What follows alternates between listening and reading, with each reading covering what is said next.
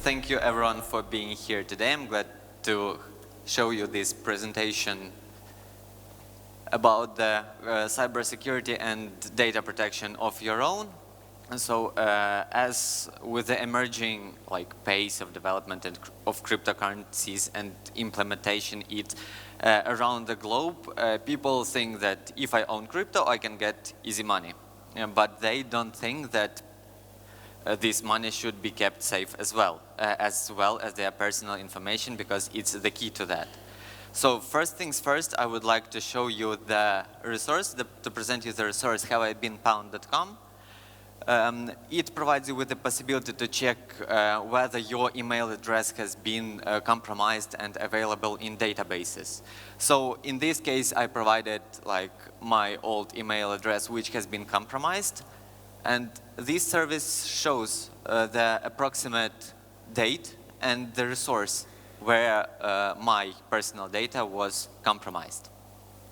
So let's have a look at the chart, and you may be interested if what are the differences between the simple hacker and crypto. If we look at the first pie chart, the motivation behind the attacks, it shows that cybercrime, which crypto hacker principally belongs to, takes the most, 78.2%. And the targets, in our case, traders and holders, they are individuals and projects, crypto projects and exchanges. They are fintech companies, but they can cover any kind of presented companies, such as education, administrative projects, and others. So let's have a look at common attacks which hackers may use with the short definition and general concept: phishing.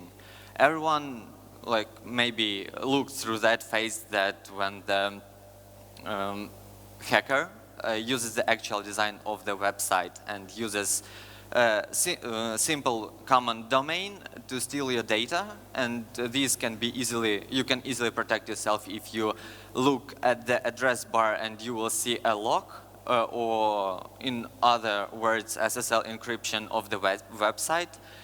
Brute force, very widespread type of obtaining passwords by the combination of alphanumeric combinations. The easiest way is not to use trivial passwords, lower uppercase numbers and special symbols.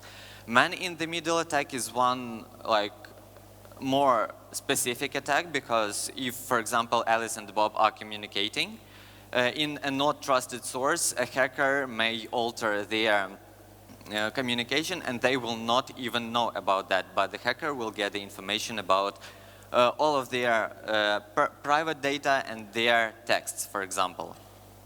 The idea of Bitcoin buffer stealer is to change the transferring wallet address who will acquire the, in our case, Bitcoin by the moment of completing that transaction. The situation with keyloggers, there are two types of them. It's the way of obtaining personal data using manipulators. They can be software. The easiest way to avoid is it's using antiviruses. And the thing with physical devices, there is a striking example with one of European banks that they decided to refresh keyboards of their stuff, but they didn't know that there was a plugged-in keylogger in there. So you may predict the consequence when all the data by the means of the internet was transferred to the remote servers. Server access hacking, it's a bit of technical stuff, because it's unauthorized getting to the files and folders which are not on the public domain. It's internal stuff of the project. And password theft via Wi-Fi is one of the most popular cases, because the method is very simple. You begin to distribute Wi-Fi from your cell phone. This network is password protected, and using the laptop with a sniffer, you begin to distribute the internet without the password. So you, in several hours a day, you get stable sources of traffic. And this sniffer begins to collect data packages which contain your logins, emails, passwords, and etc. And as soon as hacker has enough packages, he begins to decrypt that information, and voila, you are being hacked.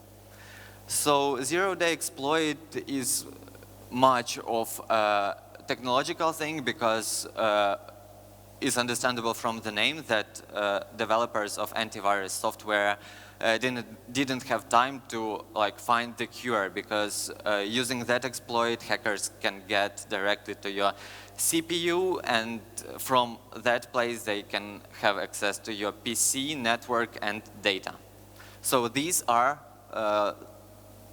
fresh examples of phishing of the local Bitcoins and hit BTC exchanges. As you see, the first example, the names look quite similar, but still people were caught on that.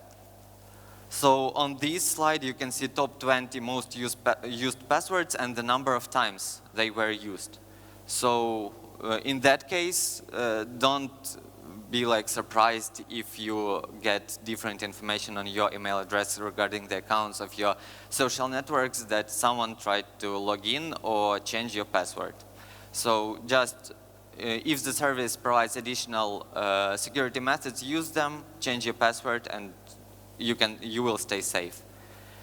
And regarding the password, so if you want to stay safe, use complex passwords. If many people ignore the thing that website recommends, for example, to use different cases, use 8+ symbols of different case numbers and special symbols. They just look on the first buttons or the words they know, and okay, it will be my password for several resources. Never mind. Unique passwords for different accounts. The idea is that it might be your own interest to use it, but still it's a recommendation, because even if you speak somewhere, you may say some words which can be your password, for example, and just avoid doing that. If you use password managers, it's a great thing. If you have lots of them, use password managers, such as, for example, Google, or if you use macOS, you can use the native app Keychain, which also recommends you passwords when you sign up for some service, and also you can anytime look at it. And if you use extensions in the browser, it's not recommended to save passwords directly to the browser. So many people understand that, but they do not confess even to themselves that human factor is 50% of the breaches, because platform provides all the necessary security methods and measures for their clients to stay safe, because it's their reputation. So here is then examples of why the account on the resource can be breached. So weak passwords, and regarding the numerical content of the password, people use their dates of birth. Also, as I've already mentioned, same passwords for different accounts. Try to avoid that kind, and some people who just got acquainted with cryptocurrencies and the idea of using the internet, they are low educated, sorry. So just to stay safe, they can ask for information and they will be provided. And one more thing is the last point, is the ignorance of 2FA. So initially in the concept, 2FA is one of the methods of multi-step verification, which provides one-time password, which is refreshed one time in 30 seconds, only to those who can provide one of the proofs. For example, something that the person knows is, for example, password and login. Something they have, it's the code from the authenticator, and and who they are. It's mostly used in banks while you approve bank operations.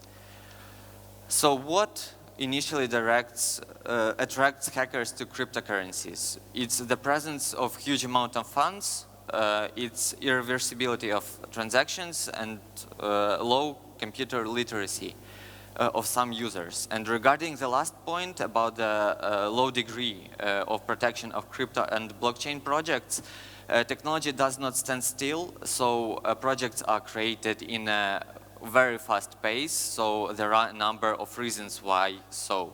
They don't have enough time and insufficient funds for updating their security measures, and that's the main idea, or they just neglect it. So general protection methods regarding and analyzing all the mentioned above, it's usage of 2FA, also usage of personal VPN, because if you use free VPNs, still your traffic can be tracked. Do not enter your login and passwords on the resources which does not have SSL encryption. Also, one more feature which can stand near 2FA is wide IP list. You can use it if you have a static IP address in order to avoid problems. If you trust the resource, you can go through the KYC, especially exchanges, because it may ease the process of recovery of your funds and account. And just look up for information before transferring funds to the exchange, for example, if you want to trade there.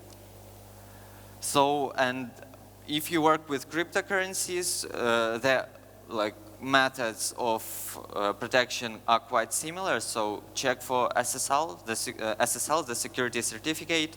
Use non-repeatable password. Yes, non-repeatable password.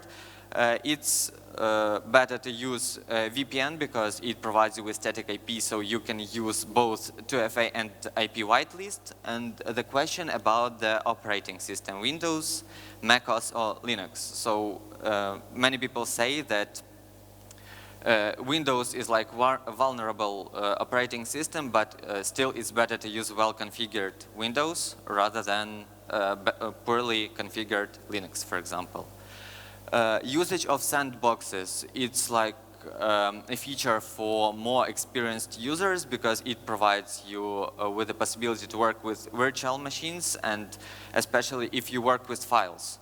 So any file can contain anything. You don't know about that. So it's just a method to stay safe if you work with files. And also avoid speaking about sensible data. Also on this slide you may see the statistics of operating system usage in the world, and in our case, sorry, Windows 10 and Windows 7 take the leading positions, and on the right you can see the Trojans and the malware which done the most damage in different spheres, like spreading through malware to server. Trojans which did the most damage, and malware which was hidden in files which were distributed via email address. So still, if you were found speaking about some project, exchange, and etc., try to investigate where was the breach. 90% that it was your email address. If you contact support fast, they still can help you to recover some amount of funds, but it's not always. And pray and take more serious measures to security of your data in future. So here are my contacts. If you have any questions, I would be glad to answer them at the expo station or right there. So thank you for your attention. Be smart and stay safe.